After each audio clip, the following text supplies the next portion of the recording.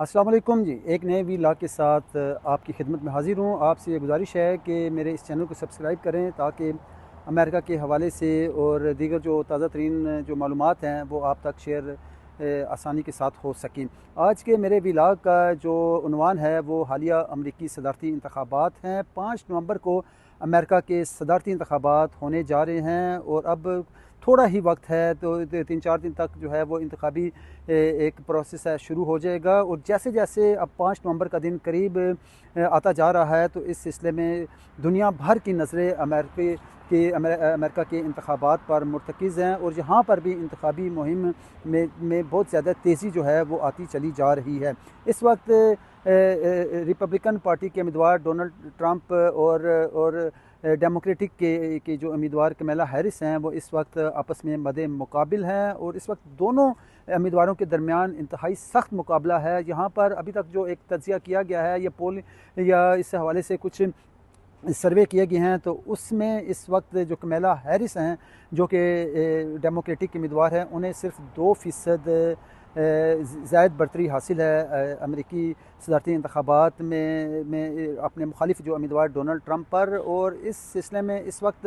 इनकी जो इंतखाबी जो एक कैंपेन है उसमें भी बहुत ज़्यादा तेज़ी आ गई है। कमला हैरिस ने अभी वाशिंगटन डीसी में हालिया एक बहुत बड़ा इज्तिमा किया है जिसमें दावा किया गया है कि तकरीबन 70,000 अफराद ने उस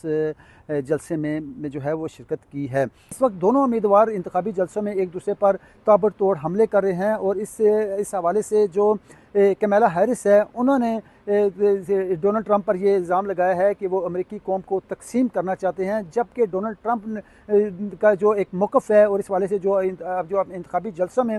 वो जो कमला हैरिस पर कड़ी तनकीद कर रहे हैं उनमें उनका ये है कि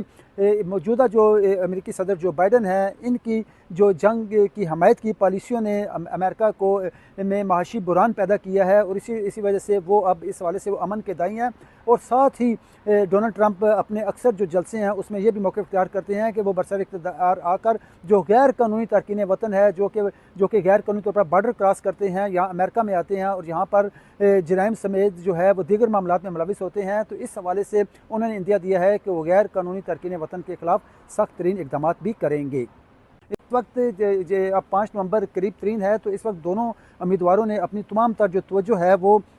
इस हवाले से जो स्विंग्स जो स्टेट्स हैं उन पर जो उन्होंने अपनी पूरी तवज्जो मुर्तकिज़ कर रखी है, क्योंकि इसमें जॉर्जिया है, पेंसिल्वेनिया, इसके अलावा मिशिगन और इस तरह की 6-7 रियासतें हैं जिन्हें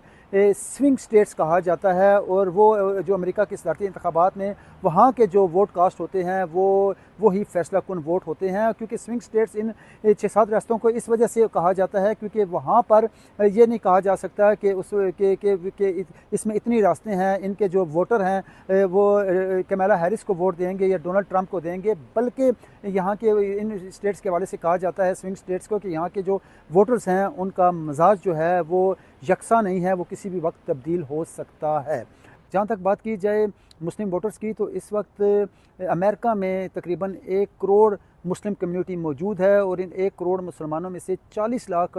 रजिस्टर्ड मुसलमानों के वोट भी मौजूद हैं। और हमेशा जो मुसलमानों के जो वोट होते हैं वो किसी भी उम्मीदवार के हक़ में जो है वो फैसला कुन भी साबित होते हैं। और अगर हम देखें 2008 के इंतखाबात में तो बराक ओबामा उनको तकरीबन 80% वोट मुसलमानों के पड़े थे। 2012 के इंतखाबात में साबिक़ अमेरिकी सदर बराक ओबामा को 92% वोट मिले थे। और इसी तरह 2020 के इंतखाबात में सदर जो बाइडन है उनको तकरीबन 80% उनको भी वोट पड़े थे। लेकिन इस वक्त सूरत हाल जो है वो कमला हैरिस जो कि इस वक्त रिपब्लिकन पार्टी की उम्मीदवार हैं, जो कमला हैरिस जो कि इस वक्त रिपब्लिकन पार्टी की उम्मीदवार है, उनके हक़ में मुस्लिम वोटर्स का झुकाव है वो सामने नहीं आ रहा। इसकी एक बड़ी वाज़ेह जो वजह यह है कि अमेरिकी सदर जो बाइडन जिनकी पार्टी से कमला हैरिस का तल्लुक़ है, इन्होंने अब गज़ा में जो हालिया इसराइली जारियत है इसकी खुलकर हमायत की है, जिसकी वजह से जो मुसलमान वोटर्स हैं इस दफ़ा उनका ये इरादा है, क्योंकि फ़लस्तीन में मज़लूम मुसलमानों का, गज़ा में मज़लूम मुसलमानों पर जो जुल्म सितम हो रहा है, जो बाइडन हुकूमत का उसमें अहम मरकज़ी किरदार रहा है, तो इस वाले से अब जो मुस्लिम वोटर्स हैं उनका ये इस वक्त इरादा ये बन रहा है कि वो अपना वोट जो है वो कमला हैरिस की बजाय वो डोनाल्ड ट्रंप को देंगे। लेकिन इसमें बहुत सारे मुस्लिम्स ऐसे भी हैं जो कि इस वक्त बिल्कुल न्यूट्रल हैं, और उनका ये मौक़िफ़ ये है कि ना तो वो कमला हैरिस को वोट देंगे और ना ही वो डोनाल्ड ट्रंप को वोट देंगे। और डोनाल्ड ट्रंप को वोट ना देने की एक वजह वो ये भी बयान करते हैं कि ठीक है,